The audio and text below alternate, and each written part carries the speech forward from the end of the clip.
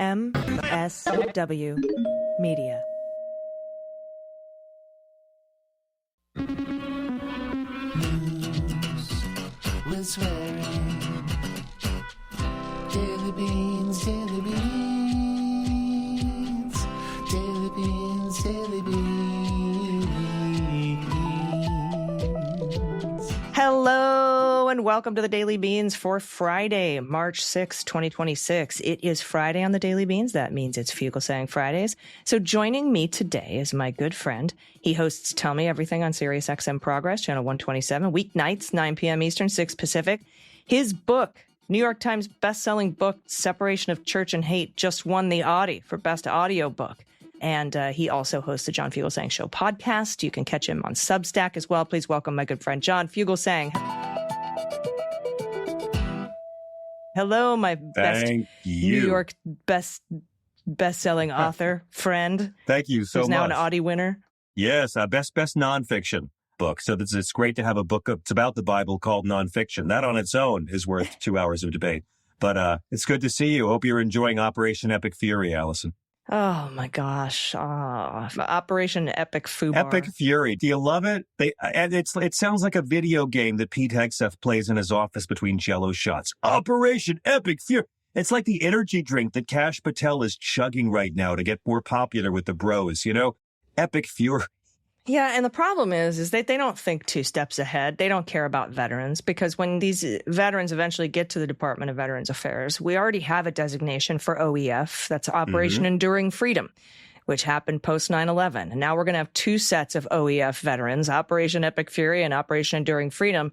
And they haven't made a specific designation on how to tell the 2 apart. It's going to be just another massive screw up. And that's just one tiny little fraction of a screw up that is going to result from shooting first and asking questions later. I'm sorry. Are you saying that right-wing politicians don't learn from their mistakes? Are you saying 53 years after Republican President Eisenhower, the last Republican to balance a budget with a surplus, after Eisenhower and British intelligence overthrow the democratically elected prime minister of Iran, that we're having another coup 73 years later, even though all this violence has been caused by what Republicans did, the Shah, the nut jobs taking over, the religious fundamentalists, the hostage crisis, all the abuses of the Iranian people for the last several decades, all because of Republicans doing regime change in Iran, and they're doing it again. And the media is comparing it to Iraq. You don't need to. Compare it to Iran, because we've already done it there. Memories are short, my friend. Memories are short. Yeah, I'm not sure how many times you have to touch the stove. But, here we are. And, on top of that, we've completely dismantled our national security apparatus and nobody will share intel with us. So that's right. Are we even in a position to safely do any kind of regime change in the Middle East, if that is, in fact, your purpose, which it was, and then it wasn't, and now it was, and then it wasn't again. But trying to come up with a reason has proven very difficult for this administration because nobody's talking to each other. They didn't even sit down and come up with a good talking point about why. So I'm encouraged to see reporters ask every single administration official over and over again to justify this because we've lost 6 service members. And I know we've lost hundreds more on the ground there, but the American people want that. U.S. service members, 6 of them, want to know why we're sending our kids into harm's way. And they can't give us a straight answer. They cannot. I mean, it's up to 6 as of the time we're taping this. We have to remember Trump and Netanyahu killed, on the first day, Trump and Netanyahu killed 4 times as many children as were murdered in Sandy Hook. We have to remember on the second day, we lost 3 F-15 fighter jets. That's canceling out all the money DOJ claims to have saved the government last year in cutting people's jobs. We've just pissed all that away. And now we're at this, as you said, we're at war again, not because Congress debated it, not because there was a clear and present danger, not because the American people demanded it, and not because the Joint Chiefs said there's any threat to us. And the way I see it, Dr. Gill, you got to correct me if I'm wrong, there's 2 really big lies here. Lots of little lies, 2 big lies. And the biggest one is that the war keeps us safe. We had to bomb them for safety. Imminent threat means something we've been teasing on social media for a few months. Even the Pentagon briefers told Congress There was no evidence of any preemptive strike coming out of Iran, no imminent attack. And it seems like the Pentagon, outside of Hegseth, has thrown Trump and Hegseth under the bus on this one, because we're supposed to believe there's missiles moments away from Cleveland. I mean, and again, like the whole logic is we're going to bomb, they retaliate against our forces, and then we have to bomb them back because they retaliated. We've made a terrible mistake because Marco Rubio is surrounded by so many stupid people in this cabinet of forgetting how stupid Marco Rubio is.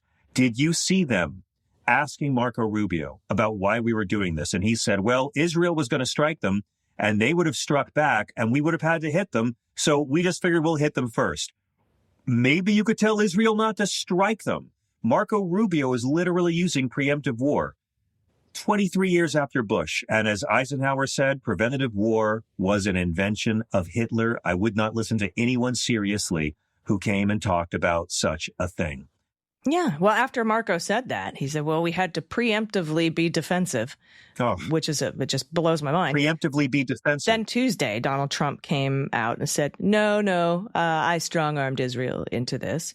And then Marco Rubio had to answer again when a reporter said, okay, you said yesterday that the concern was that Israel was going to do this with or without us, and then they would attack us, so we just decided to join.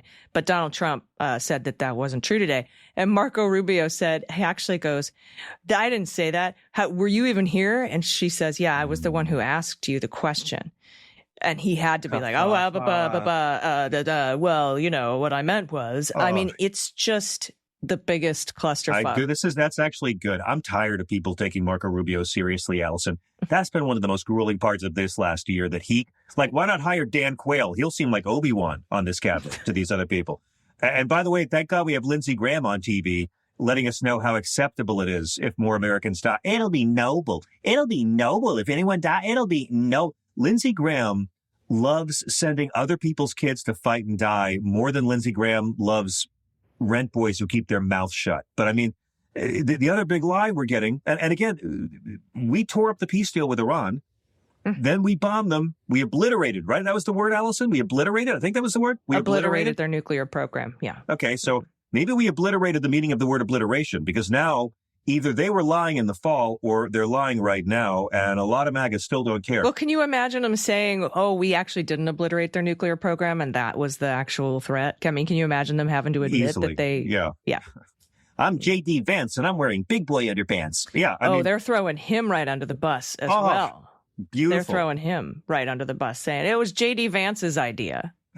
But again, then the weirdest lie, and this is the one we have to lean in on, beyond the lies about the military swore Iran was complying with the nuclear deal. Like, Barack Obama is the first person to ever earn a Nobel Peace Prize after he's been given the Nobel Peace Prize, but he did. And Trump tore it up, and now we're going to go to war to get basically the same deal. So it's brilliant. But at 2:30 in the morning, Trump announced this bombing, because that's when you do it constitutionally, like it's an album drop, 2:30 in the morning. And then 2 hours later, at 4:30 a.m., Captain Crushed Adderall is still awake, and he posts, Iran interfered in the 2020 and 2024 elections. And there it is, Allison. So war is retroactive campaign customer service. This is the escalation. By the way, Iran did try to interfere and influence the 2020 election on behalf of Trump. That's right. Merrick Garland arrested 2 Iranian nationals who posed as Proud Boys and sent threatening emails to Democrats, threatening physical injury if they didn't abandon their party and vote for Donald Trump. So, wow. Yes, Iran did attempt to interfere in the 2020 elections on behalf of Donald Trump.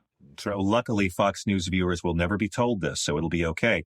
But look at what their whole escalation, right? Foreign interference is national security, and then national security becomes emergency powers, and emergency powers becomes maybe we need to rethink the midterm elections, right? Like from they meddled to therefore I must control the midterms. And that's maybe what this is all about. Everything becomes a threat. Every threat becomes a justification. Every justification means more power. Yeah. And at first it was Venezuela. Yeah. And Tulsi Gabbard was down in Puerto Rico seizing voting machines because she was investigating the criminal election interference in 2020 by Maduro.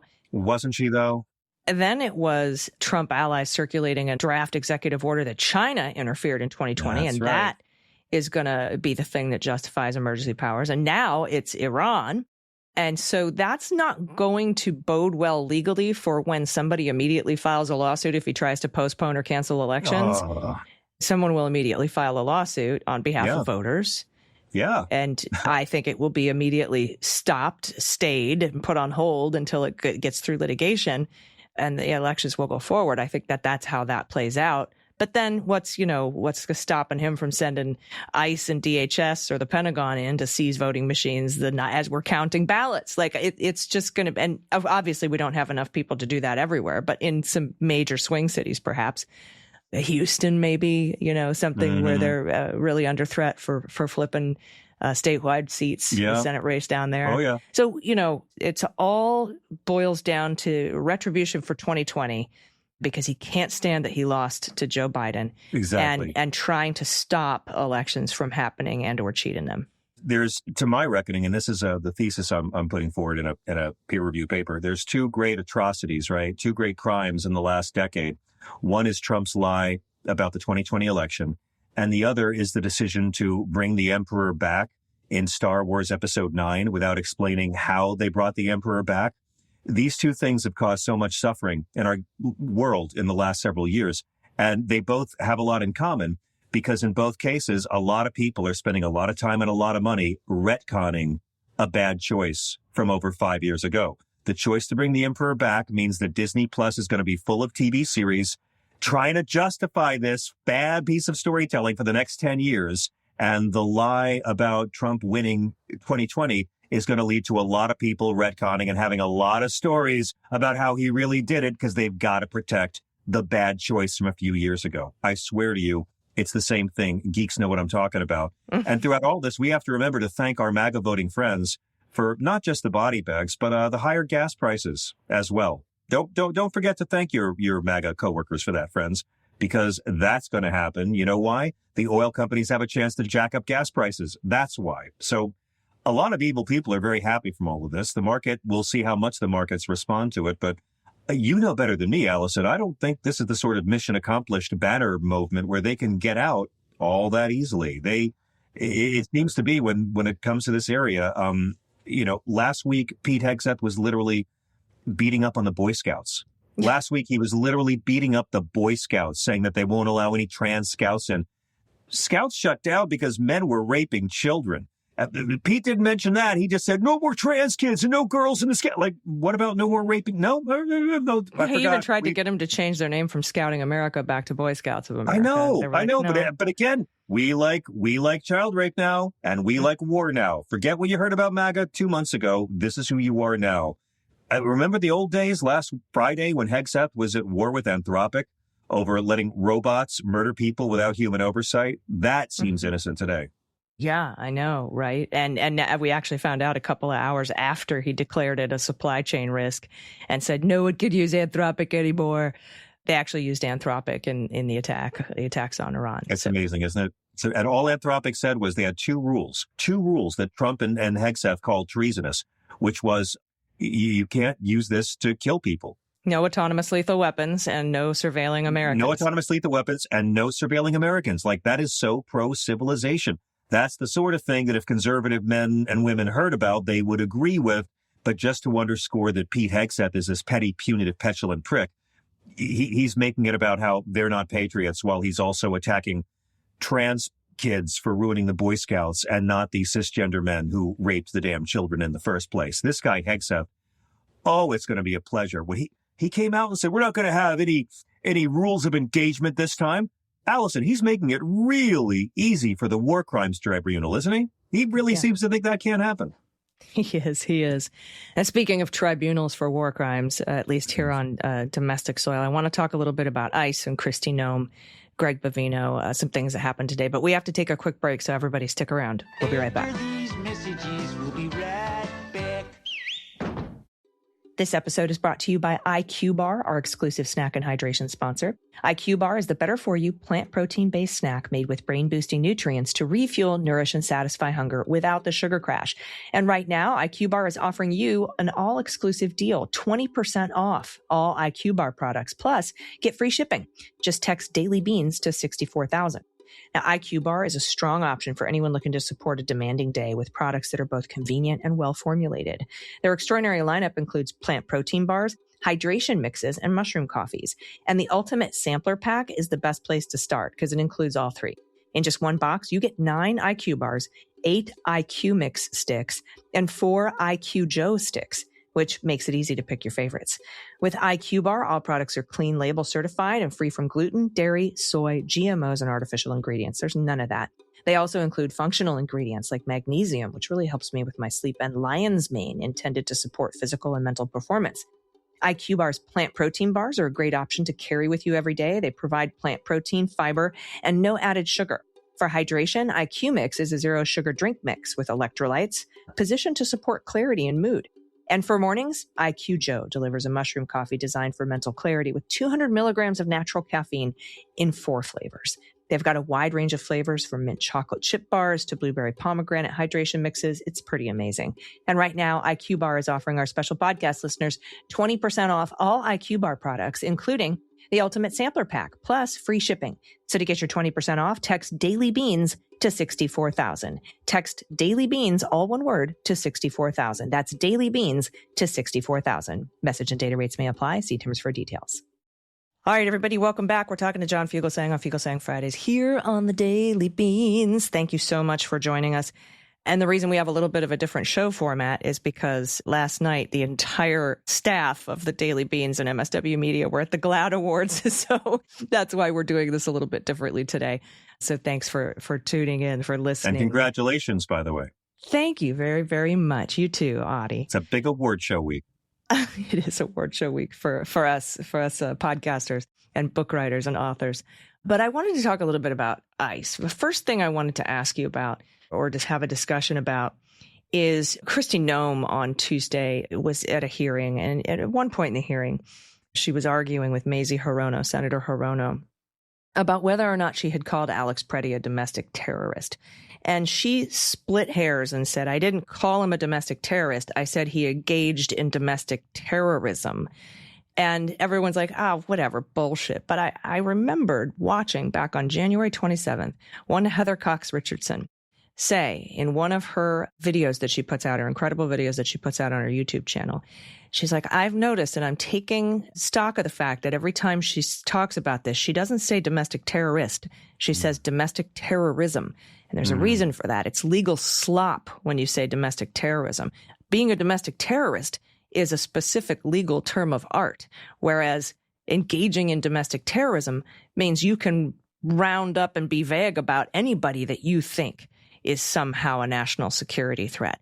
And so I thought that was very interesting that she actually admitted while testifying today that she was splitting that hair and hedging and using vague slop instead of precise legal terms. Well, 2 points to that. Number one, the dictionary defines terrorism as using violence or the threat of violence against the civilian population to bring about policy change. That's what she does. Which is why the biggest ball the Democrats have dropped is calling these January 6th terrorists rioters. They were terrorists. Look in the dictionary. We have to reframe this. It's not too late to start. You don't even have to look in the dictionary or frame it as something. That is what the sentencing violence memo. Or the fear of violence against a civilian population or government to bring about policy change. And the judges approved adding a domestic terror enhancement to their sentences, like Proud Boys, Oath Keepers, etc. That's right. They freed terrorists on So day it's one. Adjudicated terrorists. They are adjudicated terrorists. And let's thank Trump and Pam Bondi for freeing Camp Auschwitz guy. Let's never forget that.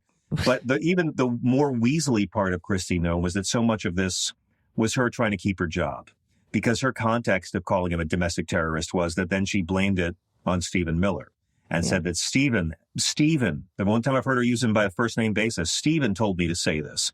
So you can tell that she has been chewed out and screamed at by Donald Trump and Miller and God knows whoever else. And she's mad at Stephen because Stephen's mad at her affair with Corey Lewandowski, by the way. Probably. And let's talk about the affair with Corey Lewandowski. I just want to say, when you're responsible for the murders of 2 American citizens and you shot a dog in the face once, it's good to have something more disgusting than that on your resume. So well done with Corey Lewandowski.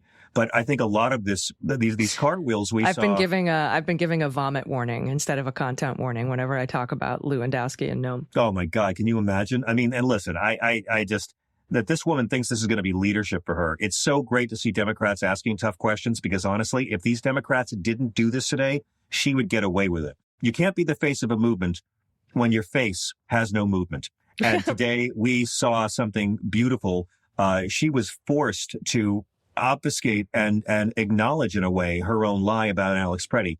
But I wish the Democrats had gone further and brought up what she had said, that Trump and Stephen Miller said that first and gave her the instruction. She was trying to save her job today. And I think the Democrats let her off the hook a little bit on that one regard. I think somebody brought that up. It might have actually been a Republican. It could have been Tom Tillis who took her to the gravel pit, so to speak. Yeah, well, he's on his way out.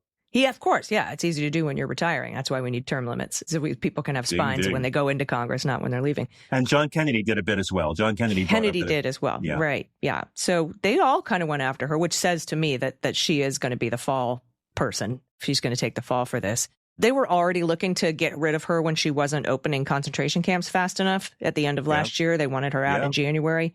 There was an issue between her and Stephen Miller. According to some reports, a lot of it has to do with the red line of Stephen Miller's like red line on infidelity and monogamy. It's a huge issue for me. Yet he is working for Donald Trump, so I don't quite understand or believe that. Come on, but all these homophobes, all these people who pretend to follow the book of Leviticus to hate the gays. Leviticus commands you to stone adulterers to death. They don't believe in the Bible. If they did, they wouldn't follow Trump. But when Senator Klobuchar today bringing up Alex Preddy's parents, and that led to Kristi Noem's hideous dodge saying, I didn't call him a domestic terrorist. I said he committed an act of domestic terrorism. The real point to there wasn't her weaseliness. It was her complete indifference to the subject of the question, the grieving parents of the man who is dead because of her coward goons. And she offered no kind of condolence in any way because she does not care about the parents of this young American who was murdered by her goons.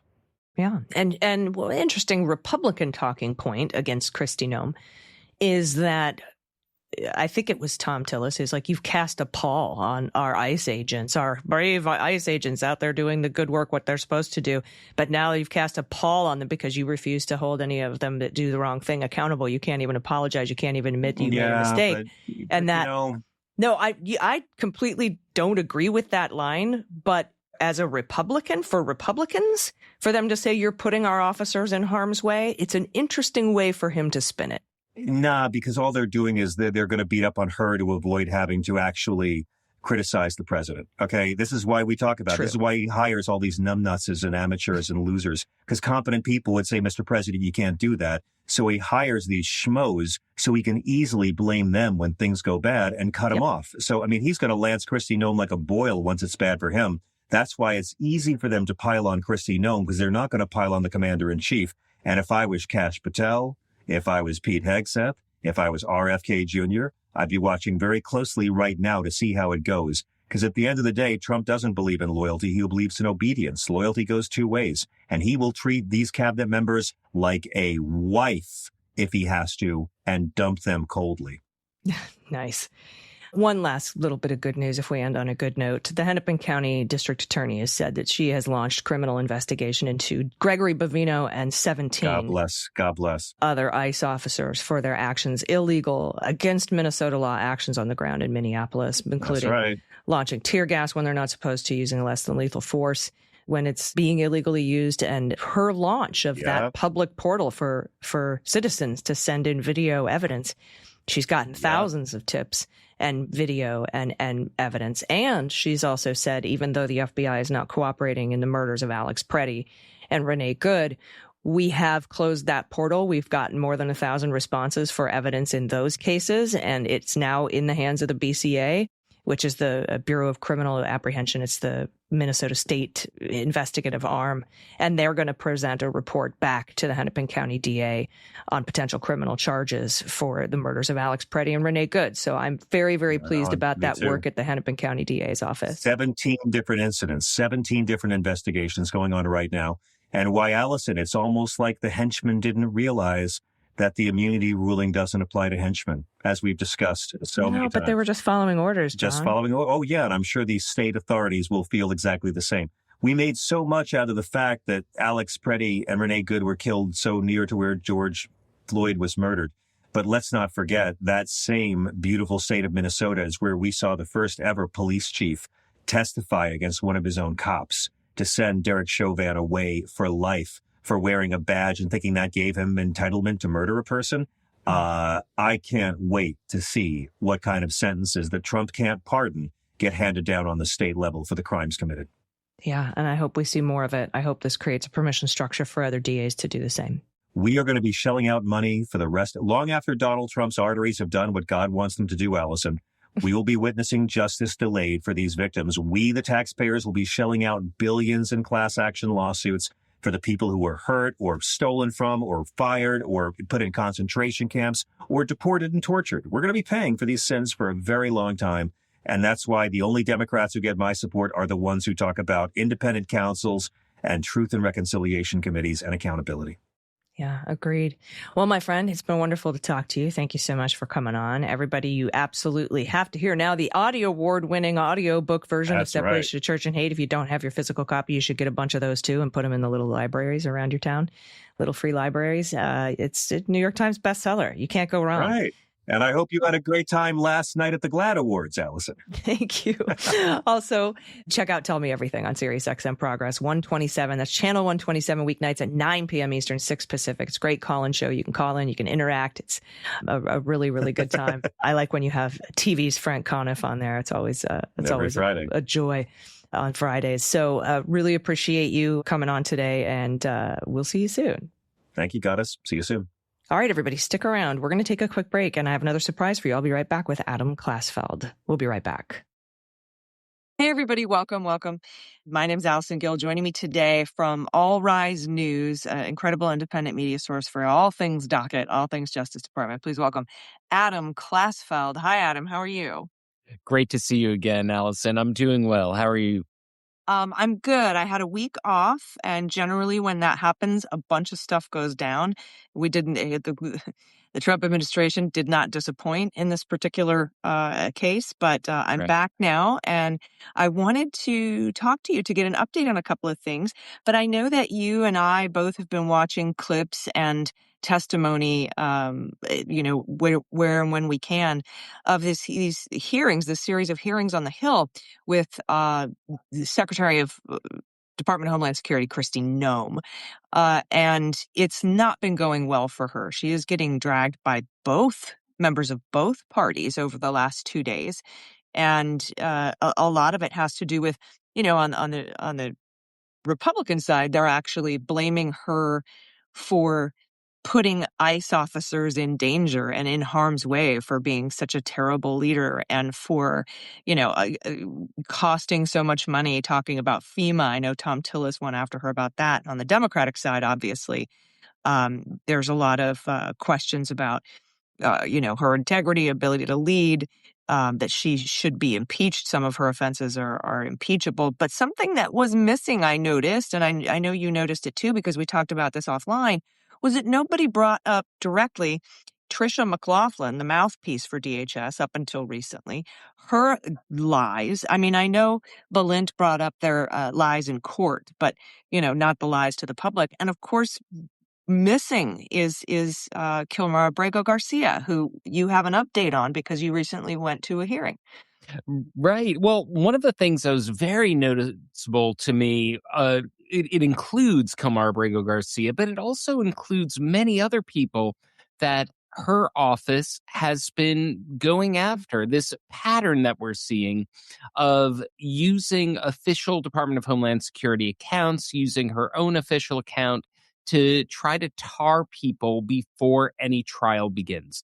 And this has just become something that is so part of the air, so part of the water, that when there comes to be the time for an oversight hearing, something that's so foundational to any sort of legal system, that if the government is going to try to take away your freedom and trying to accuse you of a crime, you're entitled to the presumption of innocence, and the government has to prove you guilty beyond a reasonable doubt. And no one, even the ones who are very much holding Kristi Noem accountable for many things, the contracts, for Tom Tillis, even what she wrote about shooting her dog, they're going deep there.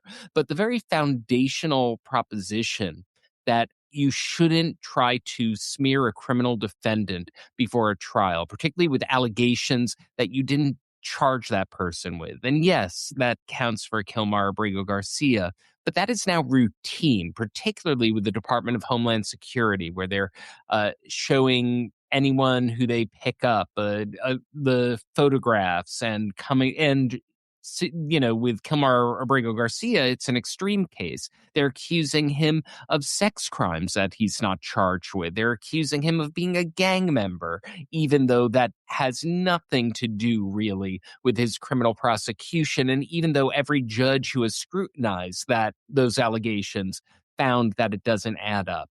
And the fact that we have official government counts and very few doing it more gratuitously and promiscuously as the Department of Homeland Security accounts. And no one is really defending that particular principle, that you don't use government organs to blare propaganda against criminal defendants long before a trial. It shows how desensitized we are to it and how much that has just become an accepted part of our discourse, that given a lengthy opportunity to challenge one of the worst offenders of that principle, no one appears to be doing it. No, right. And in any other timeline, that would be something, taking away someone's presumption of innocence guaranteed by the Constitution would be something that every single member of either party should be asking about, since it happens so often. And you're right. I think because the goal of doing it so often is probably to desensitize people to it. And it appears to have worked because it hasn't come up in these hearings, which I think is very odd. But talk a little bit about the last time you and I spoke, we were awaiting a hearing on vindictive and selective prosecution, one that had been postponed, agreed upon postponement, but has also been stonewalled by this Department of Justice quite a few times. But we've had that hearing now, and we did not get a ruling. We got a request for additional briefing, as a matter of fact, correct? That's correct. And to give a little bit even more background to last week's hearing, and I went down to Nashville, Tennessee to cover it. And one of the things that was notable about this hearing was Kilmaro Garcia walked into court, flanked by his wife and local activists who had been ushering him from his Maryland home to the courthouse in Nashville, Tennessee. And that's very significant in and of itself, because the last time that Kristi Noem was before the Congress, what she said is that Kilmaro Garcia will never, ever set foot on U.S. soil.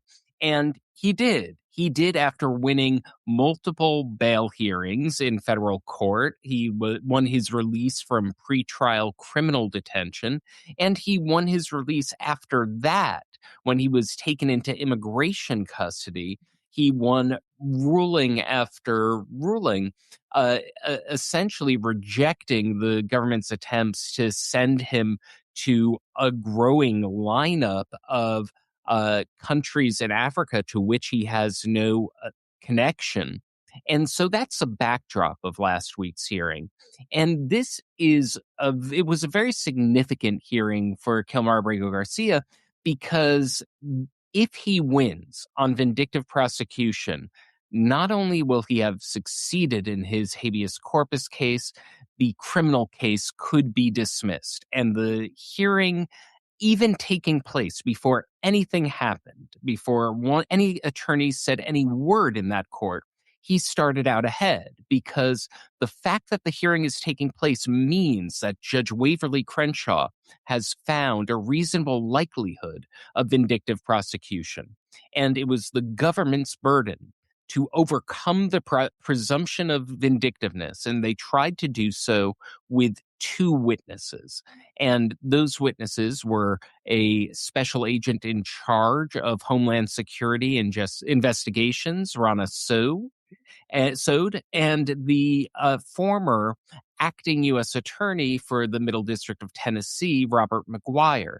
Notice who I didn't say was on the witness list. They didn't call Todd Blanche, whose disastrous interview on Fox with Laura Ingraham is why Kilmaro Garcia was able to persuade the judge that a vindictive prosecution hearing was necessary, because it was Todd Blanche who said that he was investigated because a federal judge questioned their decision to spirit him out of the country.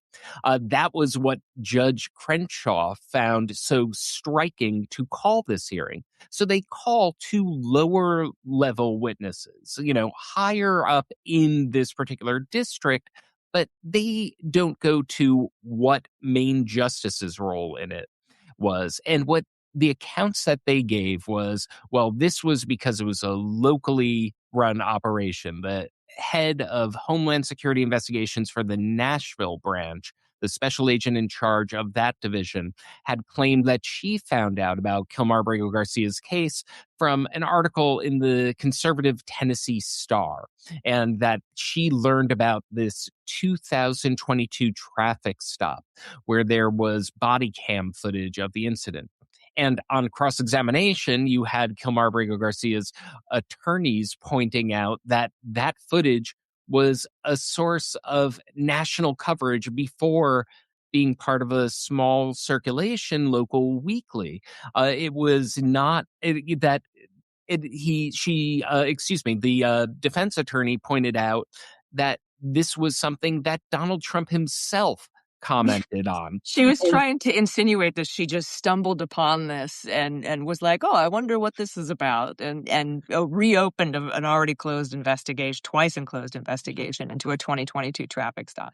Essentially, what she said was she was mailed this article via email by some colleague she doesn't know who. And that's her account of how this investigation started.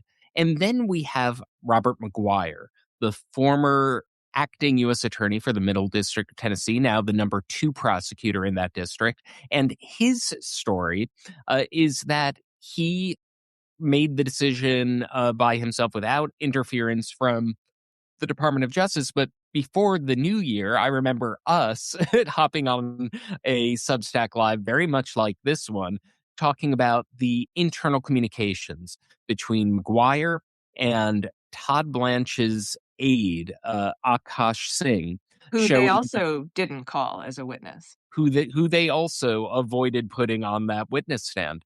And we found out during that hearing that the day that Robert McGuire had gotten the case, hours after he got the case, he receives an email from Akash Singh alerting him to the existence of the person who would become the top key cooperating witness against Kilmaro Garcia. Robert McGuire did not know about this cooperating witness until receiving this email.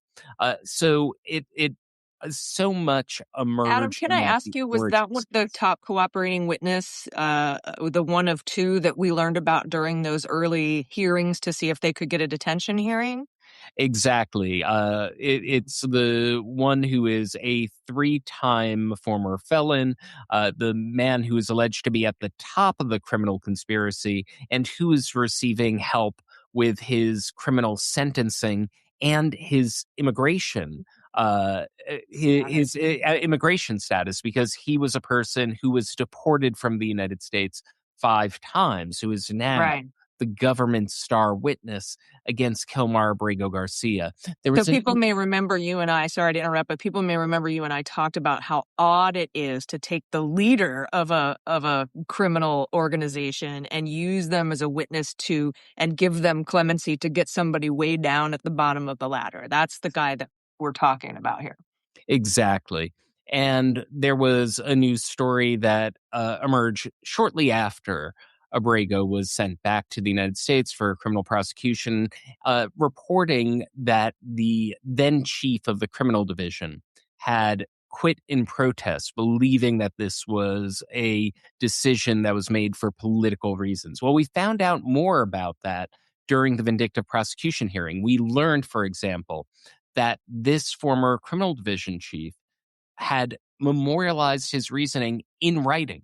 that there A was declination memo. a Yeah. declination memo saying why he didn't think that this criminal case should proceed. And he asked Robert McGuire, then top prosecutor in the district, to pass it on to the folks in D.C., was how he put it. It was never passed on to the people in D.C. Robert McGuire testified that he told people about the decision, but he didn't pass on the memo. And this is the first time we've heard of such a memo. It'll be interesting to see whether this memo ever reaches the light of day. This is someone who was the longtime head of the criminal division in the Middle District of Tennessee, and whose former deputy, by the way, Rasco Dean, is now on Kilmaro Garcia's defense team. He was one of the people who was questioning the witnesses last week. I was wondering if that's how Abrego's defense team caught wind of the fact of a declination memo. But was it Ben Schrader? Was that the guy's name who quit? That is correct. Ben Schrader was the former criminal division chief who protested against this criminal prosecution proceeding. He memorialized his reasons, and those reasons have not hit the light of day, at least so far as the memo goes. But it confirms the earliest reporting we heard about this, about the shakeup that preceded this criminal prosecution. And that's why I'm going to be looking closely for any revelations so far as that memo goes once the post-hearing briefings come out on this case. I'm interested in that too, because that was going to be my follow-up question, is whether or not anybody had handed over that declination memo in discovery and not discovery more broadly, but discovery for the vindictive and selective prosecution hearing. Because it seems like it would be some pretty strong evidence to go toward a vindictive and selective prosecution. But the admittance of the existence of the memo is very interesting. And the fact that I didn't transmit it to the guys in D.C. is also fascinating, and probably why you don't want to put somebody like Todd Blanche or Akash Singh on the stand, because they would be asked under oath if they saw that declination memo, and there would be a paper trail if there was, because I doubt he flew up and physically handed it to them. Right. If he did, in fact, send it their way. They'd much rather get Robert McGuire for lying under oath if that's the way that it comes down. One last quick question on Abrego. What do you take away from the fact that Crenshaw's asked for additional briefing? I believe he gave 30 days for additional briefing, which is one side, another side, and a response if necessary, and he gave 30 days. Do you think that's more of this is a very high-profile case, let me make sure I take every possible step to avoid my decision getting turned over on appeal? Or do you think he actually needs more briefing because of perhaps the Department of Justice's stonewalling, or he wants to give the Abrego team an opportunity to ask or mention that declination memo? What do you take away from that? Well, I think that Judge Crenshaw has shown himself to be a very careful and cautious judge. I should note that during the hearing, there were no oral arguments. There was just questioning of the witnesses. So we have this big evidentiary record. The parties need to have an opportunity to process it, to read through this transcript, analyze what these witnesses were saying. I think everyone knows that if he does throw out this prosecution, one, I have been covering the courts for nearly 2 decades. I've never seen a case dismissed on vindictive prosecution. It's a very rare occurrence. The government would almost certainly appeal that ruling. And so I think that the judge is looking for as much briefing as possible that would include all of the evidence that came into court, all of the arguments for when does it reach the level that a case must be dismissed because it was so clearly brought for the wrong reasons. So since we didn't have oral arguments, I think these briefings will be an opportunity where we can see all the information that emerged be put together into a coherent narrative, into coherent legal arguments. We might see whether the government will produce the declination memo. of the criminal division chief who said no to this case, whether that is going to be an issue that is going to figure into whether this case is ultimately thrown out. But to your question, Allison, I just think that he is proceeding as cautiously and carefully as you would expect for a case of this magnitude, a case that got national attention as we're approaching the 1 year anniversary. We're not there yet, but we're getting close to when Kilmaro Garcia was spirited onto a plane, sent to El Salvador's torture prison, and this whole saga began. And the interest in this case has never really relented since that time.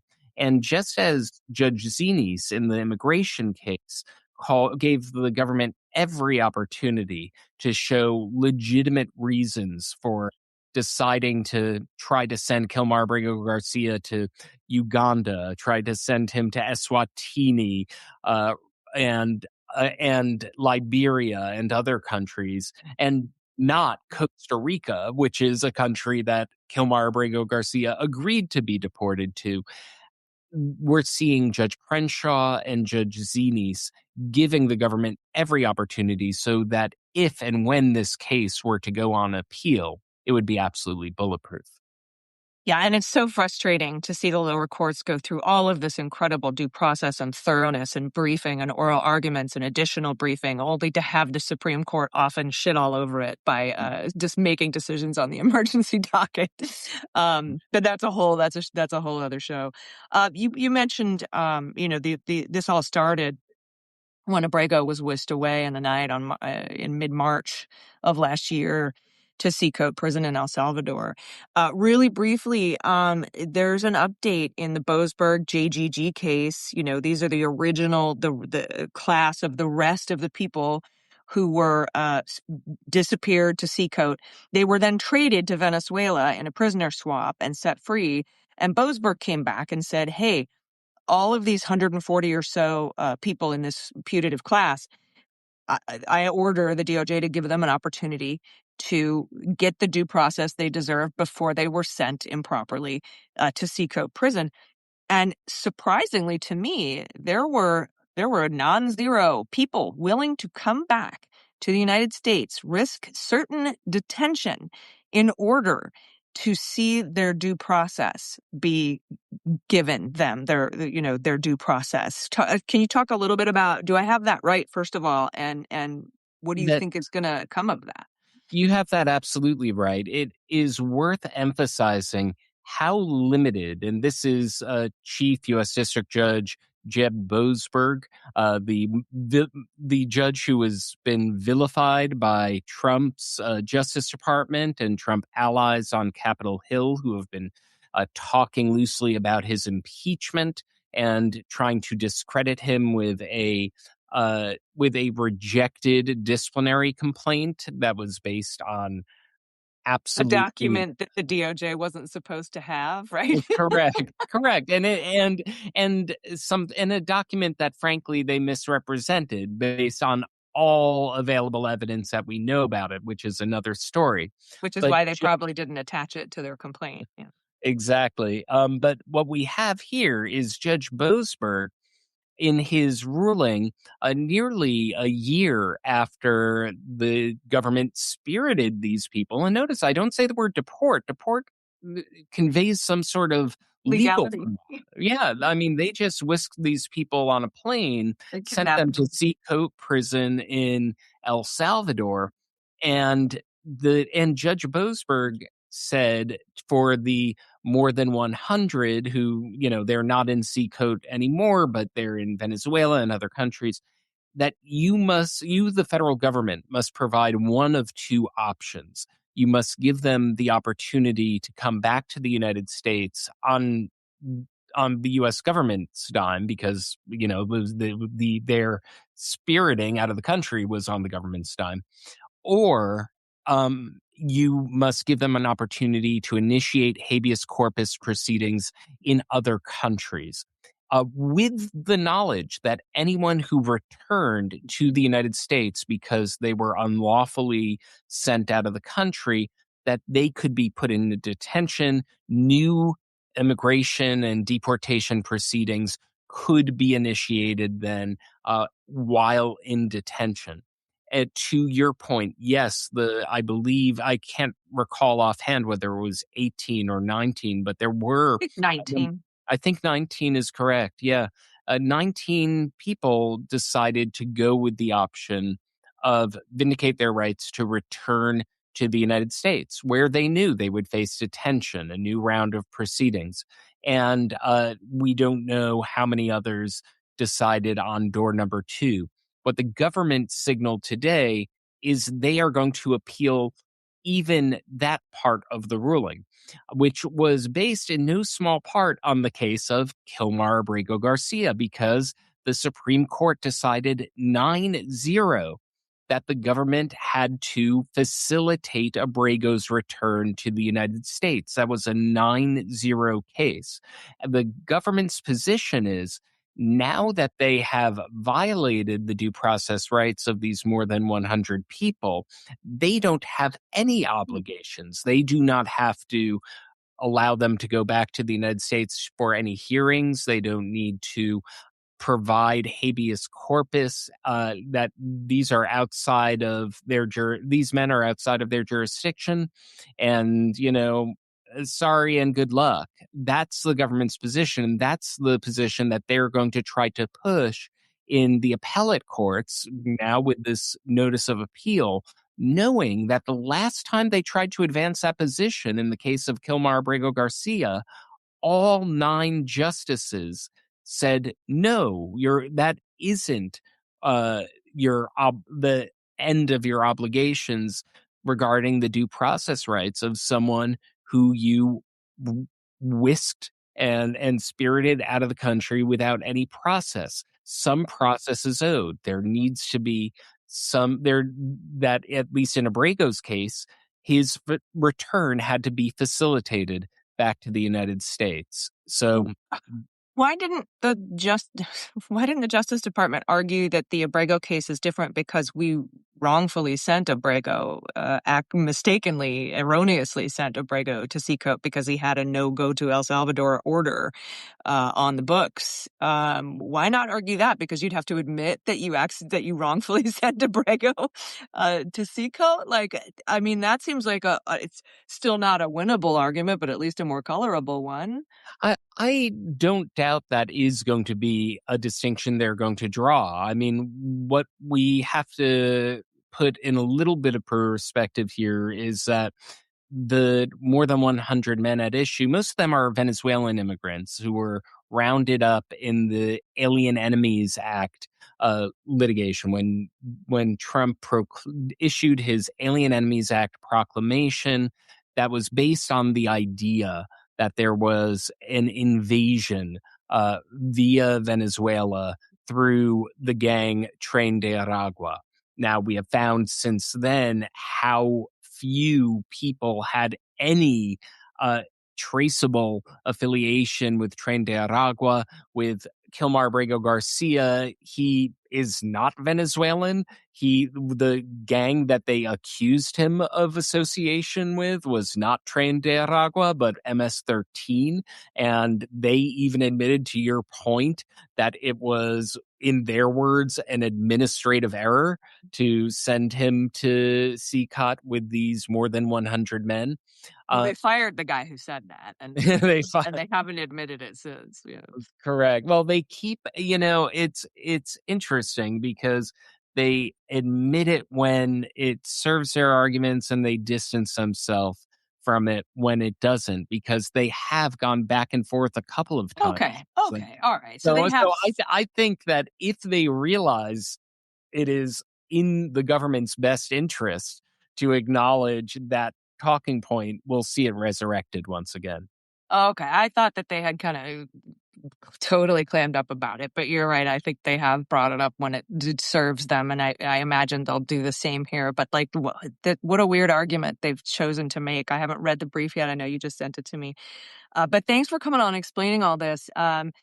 Everyone Adam Klasfeld and All Rise News do not answer to corporate overlords. They depend on the generosity and support from readers and listeners. It's free, obviously, to subscribe to All Rise News, but if you have the means to help, Adam travel around, go to these courtrooms, be in the court so that he can bring us these, important details from inside the courtroom.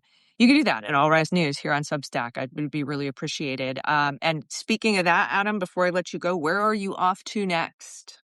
Well, I think one of the next big hearings will be right here in New York City. There's going to be another hearing in the Maduro case later in the month. So right now, I'm looking at some of the federal court hearings in my own backyard. I think there's another one that should be coming to a head soon in terms of the clampdown from Trump's State Department on speech when it comes to a researcher of online disinformation. That's another case in Manhattan federal court. So the next live coverage that I expect will be in New York City, where I live. But I'm always seeing what emerges in the news cycle, and if a hearing gets called of national significance, I'd like to follow the news wherever it crops up. Yeah, it happens. So just bam, you'll hear about a hearing that pops up. It's always important to be able to go at the last minute. Where you won't be going is Washington, D.C. to hear a case about Biden's auto pen. Apparently, Janine Pirro, according to the New York Times, breaking news that you and I discussed briefly a moment ago before we jumped on this interview, is that they failed to bring a case against President Biden. They were doing a criminal investigation, Janine Pirro, into his use of the auto pen, and they said they couldn't put a case together. And I wish we had more details about why. Like, is it because they sat around and said, well, he's immune, or well, the auto pen's not against the law, or like whatever it was? I would love to have been a fly on the wall for that declination. It's interesting because it not being against the law or any criminal law has never stopped Janine Pirro before. I mean, fresh off the humiliation of trying to prosecute Senator Kelly and 5 of his congressional colleagues for accurately stating the law that you do not have to follow illegal orders. You would think that humiliation and shame would prevent a stunt like this, but we are learning more and more with the news that Pirro is absolutely shameless with that. I point out there was a study that talked about I forget exactly what year, it might have been 2016, but they counted up all of the times there was a no bill from a grand jury, no true bill. And in that particular year, it was 6 no bills. Six And out of 69,000, almost 70,000 cases. Right. And that was the number of no bills from, the 6 criminal defendants. One particular case, she racked up the amount of face plants that the Department of Justice did in that entire year. And she has gotten quite a few other no bills of, famously in the Sandwich Guy prosecution and other cases. And it, I talk about it maybe a little too lightheartedly, but because it's really when we think of she was trying to criminally prosecute 6 elected officials for accurately stating the law. And it doesn't get more poisonous than that. It doesn't get more anti-small d democratic than that. It's it will be shameful. It doesn't get more anti-democratic than that yet. Yeah, hold my box of wine. Yeah, it's gonna come down to that. Well, thank you so much, everybody. Andrew McCabe, former deputy director of the FBI, and I are going to speak more in detail about this failed case against President Biden for the auto pen on this Sunday's podcast episode of Unjustified. It's free to listen wherever you get your podcasts. Again, if you get a chance to subscribe and support All Rise News, please do. And of course, I would love it if you subscribe. It's always free. All the content's free here on the breakdown at MullerSheWrote.com. I appreciate you spending some time with me today, Adam. I know we'll catch up again soon. I'm looking forward to it, Allison, always. All right. Thanks so much, Adam Klasfeld. And thank you so much to John Fugelsang. Everybody, we will be back in your ears on Monday. Until then, please take care of yourselves, take care of each other, take care of the planet, take care of your mental health, and take care of your family. I've been AG, and them's the beans. The Daily Beans is written and executive produced by Allison Gill with additional research and reporting by Dana Goldberg. Sound design and editing is by Desiree McFarlane, with art and web design by Joelle Reeder with Moxie Design Studios. Music for The Daily Beans is written and performed by They Might Be Giants, and the show is a proud member of the MSW Media Network, a collection of creator-owned podcasts dedicated to news, politics, and justice. For more information, please visit mswmedia.com. MSW Media.